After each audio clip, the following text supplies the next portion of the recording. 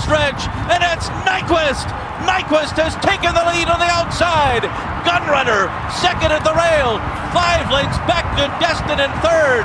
And they come to the final furlong. Exaggerator is closing in.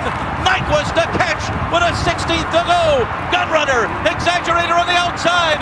Nyquist and Exaggerator, they're coming to the line together. And Nyquist is still unbeaten. He has won the Kentucky Derby. Welcome to the Paddock Pass with Brian Mariano on 104.5 The Team.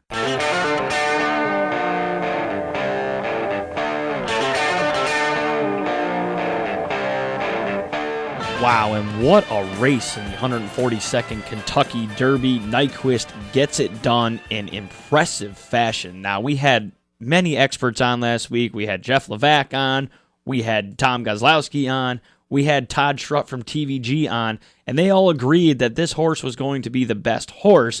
But again, like we talked about last week, and like I said earlier this week to many guys around here, there's no way I could have bet that horse at 2-1. I don't think he's as good as American Pharoah, but again, that is yet to be determined. We will find out next week in the Preakness if he can continue on, and then hopefully again a month from now at the Belmont Stakes. This, of course, is the Paddock Pass. I am your host, Brian Mariano. Thank you again for joining me on this wrap-up show of the Kentucky Derby. We will preview the Preakness next week, hopefully get a big guest on for that one. We will look back at the Kentucky Oaks, big win by Catherine Sophia as well. We will look a little bit towards the Preakness, maybe some horses that might run or not. We will listen back to the Kentucky Derby. How did Doug O'Neill feel about it? We will look forward to this weekend's big race, the Prep 4 one, maybe multiple horses coming out of the Peter Pan at Belmont Park that could run in the Belmont Stakes a month from now. As we look back this weekend at the 142nd Kentucky Derby, I was very impressed by Nyquist. I didn't think this horse could come out and win as impressively as he did, but I'm going to give a lot to his jockey, Mario Gutierrez. This guy is 2 for 2 in Kentucky Derbies, one with I'll Have Another, and now this one with Nyquist.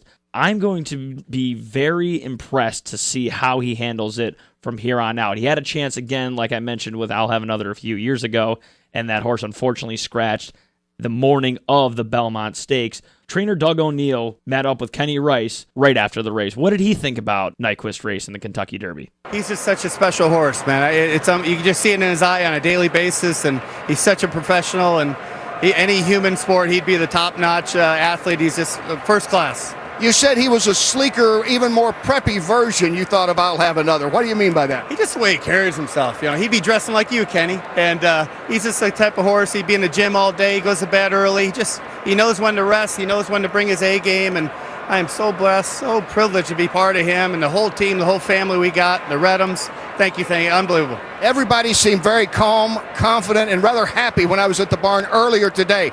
That seemed to be the whole feeling all week. What was it about Nyquist that made you feel that he was going to do well? God, we're all feeding off him. He was giving it to us on a daily basis. He just felt, there's no way you could be nervous because you just felt like you're going in the gym with Kobe Bryant, or you just knew he was going to figure out a way to pull it out at the end, and he did. And Mario gets a lot of credit too. What a ride! What a ride! What a ride indeed by Mario Gutierrez. Again, like I said, there was a lot of speed outside of this horse. I wasn't sure exactly how the pace would pan out, and it was a swift pace. The half mile in 45-1.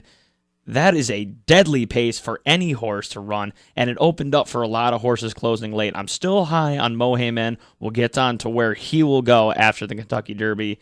Exaggerator flying late, another great ride by Kent DeSormo there, threading through to give that horse a chance, but ultimately to run second.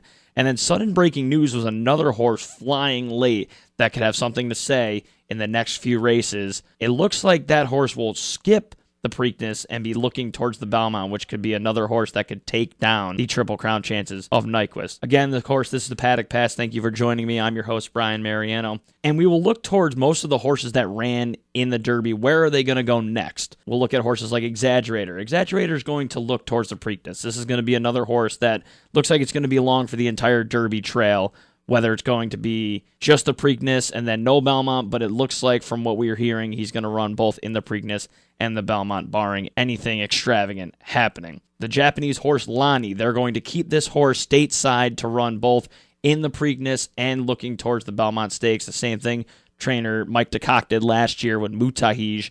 That horse will be looking to run in both the Preakness and the Belmont Stakes as well. The one that's not confirmed quite yet is Gunrunner. This horse was very impressive in the Kentucky Derby to run third, but he's not confirmed to run next week. He's put in as a bid for the Preakness Stakes, but is not in quite yet. We will see what the connections want to do as Wednesday's post-position draw comes in. Other horses looking and skipping the Preakness, looking to the Belmont. Brody's Cause will be there. Mo Tom will be there. Mohamed will not be running in any other Triple Crown races. This horse is going to take some time off, probably run in a few lower graded stakes in the New York circuit from there. But trainer Kieran McLaughlin said this horse is pointing towards the Travers. So we will see this horse at Saratoga the last Saturday in August to run in the Travers. And again, I think this horse is still on the upside, closed late into that pace, ultimately to run fourth. Looking forward to big things from Mohamed. This, of course, the Paddock Pass. I'm your host, Brian Mariano, and we have a week off this week, but we don't have a week off when it comes to horses running in Triple Crown races. Big weekend at Belmont Park this weekend. The Peter Pan Stakes, which produced winner of the 2014 Belmont Stakes and Tonalist taking down California Chrome. Horses that could possibly be running in the Belmont here. The number 7 Unified is a big 4-5 favorite, but I'm not really looking at this horse. I don't know if this horse will really jog per se as the 4-5 tells us he will. I'm going to look inside the number 3 Adventist at 4-1 for Leah Giramati and Irad Ortiz Jr. and the number 4 Decorated Soldier for Todd Pletcher and the Eclipse Thoroughbred Partners. I think these two horses could be a big upset chance here in the Peter Pan.